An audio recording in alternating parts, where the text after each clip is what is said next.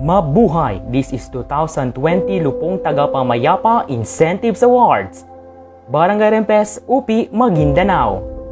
Barangay Rempes is located in the northwestern part of the municipality of UP, the widest barangay covering 8 scattered sitios. Kabog-kabog, De La Fuente, Tomraan, Nabantog, Paliko, Tinindanan, Lahangkab, and Kuliglig. Rempes is one of the largest registered voters among the 23 barangays of the UP municipality. Total land area is 9,028 hectares, in which livelihood activities in the area were mostly agricultural production. Barangay Rempes is composed of tri-people groups, the Teduray, Moro, and settlers. Among them, it is dominated by Teduray or IT people. The barangay can better enhance the coexistence of these tri-people to build a harmonious relationship among each group to people by always equal representations in all programs of the barangay. Barangay Rempes has a total ERA of 4,428,460 pesos as of 2019. The barangay has a total population of 5,900. It has 1,159 households and has a total families of 1,237. This data gathered based on the registered barangay inhabitant survey conducted. The Katarungang Pambarangay. The Katarungang Pambarangay is guided by its vision and mission. The vision, a peaceful and God-fearing constituency governed by a just and transparent leadership, adopting a culturally acceptable and favorable community-based mechanisms in resolving and managing conflicts. Managed by empowered, trained, capacitated, and competent Lupong Tagapamayapa, inspired by diversity and participatory control of conflict resolution management. Mission: strive to find a common ground to sustain peace through rendering equal credible services and implement efficient justice system. Recognize the customary law using team-wide justice and governance where both parties agreed to settle their dispute. Ladies and gentlemen, presenting the active and responsible barangay officials that work hand in hand for the development of Barangay Rempes, headed by the man of action, Honorable Ariel M. Laison, Honorable Ahmad A. Rahman, Committee on Appropriation, Ways and Means, Honorable Mohidin U. Abbas, Committee on Peace and Order, Honorable Eladio M. Ulubalang, Committee on Education, Honorable Rolando P. Juan Sr., Committee on Agriculture and Natural Resources, Honorable Amador Z. Barona, Committee on Infrastructure, Honorable Nonito B. Oham, Committee on Health, Honorable Tessie A. Julio, Committee on Women, Social Services, and Family, Honorable Jessie A. Morabong, Indigenous Peoples Mandatory Representative, Honorable Cyril Twin J. Acosta, SK Chairperson, Mr. Raul Arcando and Ms. Nilda J. Acosta, Barangay Treasurer and Secretary respectively.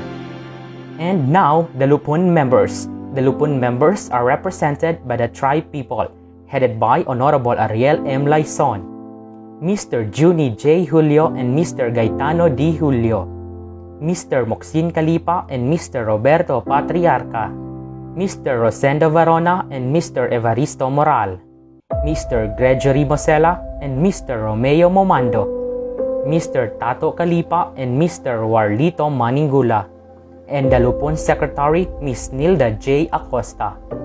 And now, Lupong Tagapamayapa Incentives Awards Calendar Year 2019 Performance Highlights. Efficiency in operations. Letter A, observance of settlement procedures and settlement deadlines. Number 1, proper recording of every dispute. The Lupon Secretary records disputes by using the record book and ensure completeness of needed information such as the case docket number, date and time filed, name of the complainant and respondent, nature of cases, action taken, and other related information. Now are the settlement and award period, which includes the case number, case title, complaint title, nature, date filed, date of initial confrontation of parties, action taken, and date of settlement. Letter B. systematic maintenance of records. To maintain a systematic way of proper records of all documents pertaining to KP, the Secretary compiled all documents according to each type using folders, logbooks, and then kept into the cabinet accordingly. And also other documents are entered into the desktop computer, laptop for such any purposes for safekeeping. Letter C. Timely submission of reports to concerned agencies, which includes the date of submission, reports submitted, and agency concerned. The conduct of monthly meetings exclusively on the Katarungang Pambarangay matters, which includes the date of notice of meetings, date of meetings, and meeting agenda. Number 2. Effectiveness in securing the settlement of interpersonal dispute, objective the Katarungang Pambarangay. Letter A. Quality of settled cases against file. For the year 2019, it was consolidated that out of 25 cases settled, 2 cases are not settled due to pending cases because of no substantial evidence were presented. Therefore, quality of settled cases achieved 89.59% compliance with the term of settlement. Letter B. Quality of settlement of cases. Out of the 25 settled cases, 2 or 7.41% unsettled case. Then, out of 25 settled cases, there is no repudiated case, and out of the 25 settled cases, there is no instances or no recurrence of cases settled by the lupon. Letter C. At least 80% compliance with the terms of settlement or award after the case have been settled. For the preceding year 2019, Barangay Rempes UP Maguindanao achieved 89.59% compliance with the terms of settlement or award after the case have been settled. Now are the monitoring of compliance to settlement or award, which includes the case number, case title, complaint title, action taken, settlement or award, main point of agreement, status of compliance, and remarks.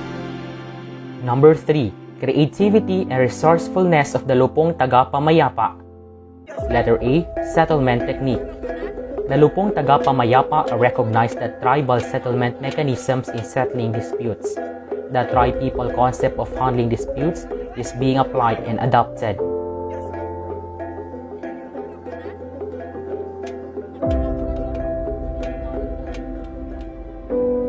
Resolution numbered 04 series of 2019 entitled A Resolution Adopting the Municipal Ordinance Institutionalizing the Mayor's Council as Tri-People Conflict Resolution Body in the Municipality of Upi, Maguindanao. Then Resolution numbered 05 series of 2019 entitled A Resolution Appointing Evaristo B. Moral Sr., Moxin Calipa, and Rosendo D. Barona as the Tri-People Conflict Resolution Body of Barangay Rempes, Upi, Maguindanao. And Resolution numbered 06 series of 2019, a resolution further recognizing the traditional systems of amicable settlement in Barangay Rempes, Upi, Maguindanao. Before the settlement begins, a ritual is being done by the lupong chairman as mediator. A plant is placed in the center of the complainant and respondent, and then both parties are given a glass or bottle of water. The water symbolizes tranquility, peace, and value of life. There are instances when both parties don't agree a certain matter when this arises. A recess is being called by the mediator for both parties. The recess given is an opportunity for both parties to discuss among themselves on possible solution to come up with a concrete coachable agreement that may result to the settlement of case. It is also an opportunity to hear suggestions and recommendations from designated lupons for both complainant and respondent. After a 5 to 10 minutes recess, both parties go to the mediation room and present the result of their discussion. Letter B. Coordination with concerned agencies relating to dispute file. When the case has complaint in the lupon and it is not the jurisdiction of Katarungang Pambarangay case, the case file is referred to the proper agency for proper action. Coordination with concerned agencies relating to dispute file. This includes the date of coordination, agency coordinated, subject matter coordinated, and proof of coordination. Sustained information drive to promote katarungang pambarangay. Talupong tagapamayapa promotes KP through installation of information drive campaign materials in the purok, integrated in the conduct of city meeting and also during barangay assembly. Katarungang pambarangay training or seminar within the assessment period. Conducted by the barangay. The Barangay Local Government of Rempes has conducted an activity on the orientation or re-echo on role and function of Lupong Tagapamayapa on how to handle cases filed. The participants are Lupong Chairman, Secretary, Lupong members, the Gawad Committee on Peace and Order, and DPATS. The activity was conducted last January 14, 2019 at the Learning Center of Barangay Rempes. Training conducted by government or non-government organizations participated by Lupong members. The Lupong Tagapamayapa has attended a 2 days training seminar conducted by the NGO partner, the Kaagapay OFW Resource Center Incorporated, held at the barangay on August 8 to 9, 2019. The training helped the Lupong increase the awareness of the proper handling and referral of OFW's case complaint in the barangay. The Lupon Chairman Ariel M. Laison has also attended a training on Human Rights Education Participatory Action Research on Bangsamoro Human Rights Commission, held on July 15, 2019 at Uki Municipal Conference Hall. The activity was sponsored by the Regional Human Rights Commission. Number 4. Area or facility for katarungang pambarangay activities. The building structure or space. Lupong Tagapamayapa have a building structure, tables and chairs to accommodate the parties, record books, desktop computer, camera, for documentation, gavel, separate room or space for mediation and conciliation, and filing cabinet where KP documents are kept. Number 5. Financial or non-financial support. City, municipal, or provincial government, people organizations, NGOs, or private sector, and others. Through the initiative of Lupong Chairman and through partnership with other NGOs, Lupong Tagapamayapa acquired non-financial support from the Teduray Day School Project Incorporated, 2 units of flat-screen computer monitors. This will help sustain KP documents orderly and safe. The LGU-UP extends 5,000 pesos as support to KP. The Katarungang Pambarangay of Barangay Rempes, UP, Maguindanao. Brgy Muyag.